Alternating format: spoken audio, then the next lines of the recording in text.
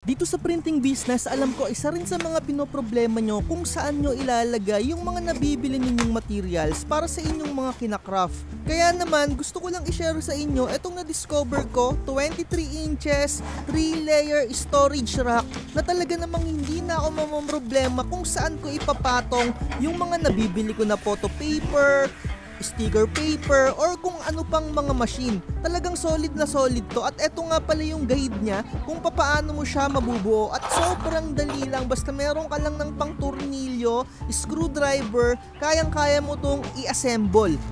Kung gusto mo rin mag-avail neto, i-check mo lang yung link sa ating description para makabili ka rin, at madalas tong nagso-sold out kasi naman talagang okay na okay at talagang napaka-quality sa totoo lang. At meron din pala silang available na computer desk kung naghahanap kayo ng lagayan ng inyong mga computer.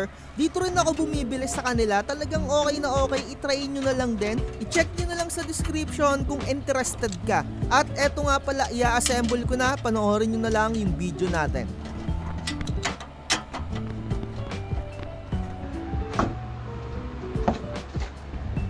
Para merong nag-hold, huwag mo muna siyang ilalak, ilalagay mo lang lahat. Ayan, tusok mo lang para may nag-hold lang sa kanya. Ayan, tapos nyan saka mo siya ilock.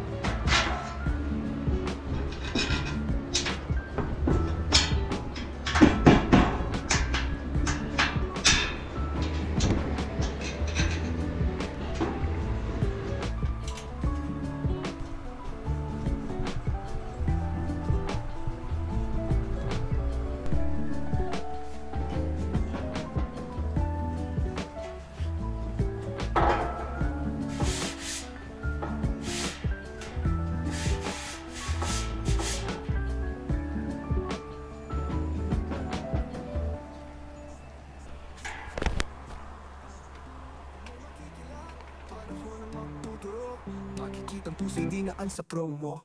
Huwag kang magpapauto, mag-isip ka sa pilian. Sa laro ng buhay, dama ang tampuhan.